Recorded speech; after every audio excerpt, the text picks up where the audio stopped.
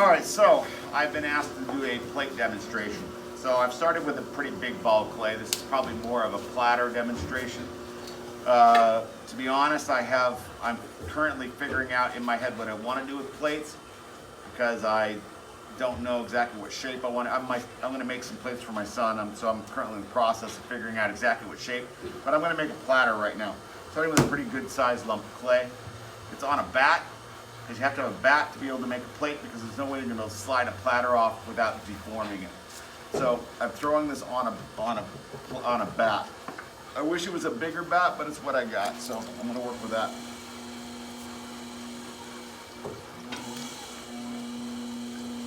Now, this ball of clay is larger than my hand, so I'm going to start on the bottom, centering it, work my way up, and then back down. But I'm staying with that same kind of concept where I've got my elbow and my hip, and then pushing straight at it.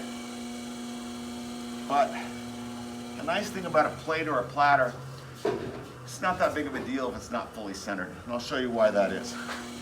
I haven't made this thing completely centered. I'm not being very careful at all as I bring that down. But I do want to make sure I don't roll over right here, because I don't want an air bubble down here.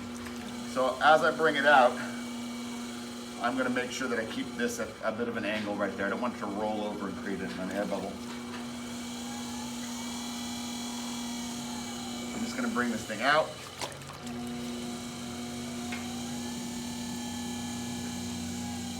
I did not put in much effort to try to keep it centered, specifically because I wanted to highlight simplicity of plates in general, because of the fact that I'll so easily be able to center this thing later.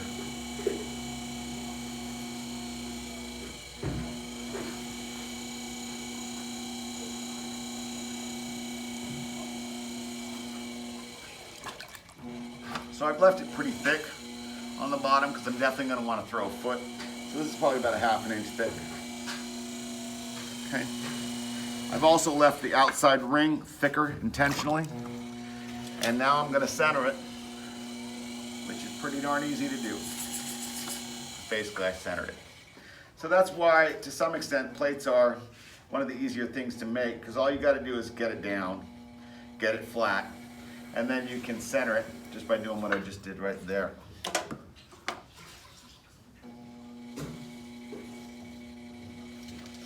Now, you can spend whatever time it takes you to get to the point where you are, where I'm going to get this thing. I'm going to go a little deeper because I want to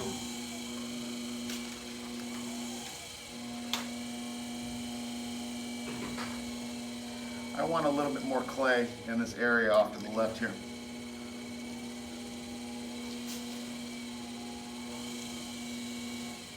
Is there a metal rib in here? Wood rib. There's a metal rib. I typically like to use a metal rib. Plates are common to crack. They crack a lot. So I'm definitely going to put some time and energy into compressing this surface. Make sure I put a lot of pressure on it.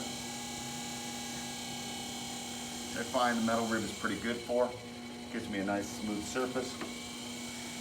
And compress that down really well. And then I've got this thicker edge right here. All right, so kind of come around this way, my videographer, please, because I want to show you what I'm doing, and it's all right here. I'm going to take this tool right here, put it right there, and I'm going to rotate that underneath. And basically what I did, so you can take whatever time you need to get this thing flat, get the edge a little thicker, and then rotate that underneath, and that's going to lift up that side and give you something to pull. Now, this thing is wide, so spinning full speed is not a good idea because it's just going to want to lay down centrifugal force or centripetal force, whichever it is.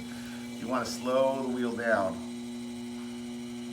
as you do the only pulling you're going to be doing the whole thing is that. So you lift up that edge, and that's why I left that thicker spot so that I have some clay to be able to pull this out,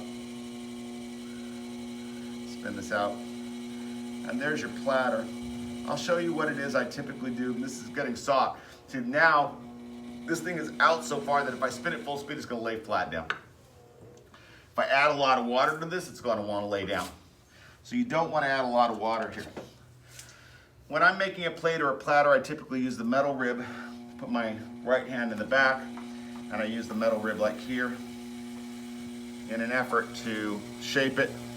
I'm using the metal rib because you don't have to use any water to use a metal rib, and it compresses, makes it more stable.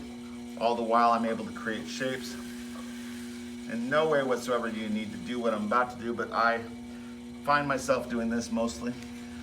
On this particular rib right here, there's a little bit of an angle right there. I usually use that angle to delineate kind of a bottom surface and an edge. Once again, not in any way whatsoever a requirement of any sort. I am noticing that I did not do an awesome job of pulling. So there is a taller side and a shorter side, so I'm going to fix that with a needle tool. When you're using a needle tool, you want to slice through slowly. You'll see I've gone around maybe 50, 60 times at this point, and I haven't finished cutting through. I'm going to slice my way through. You don't want to jab through and then cut on a dull edge.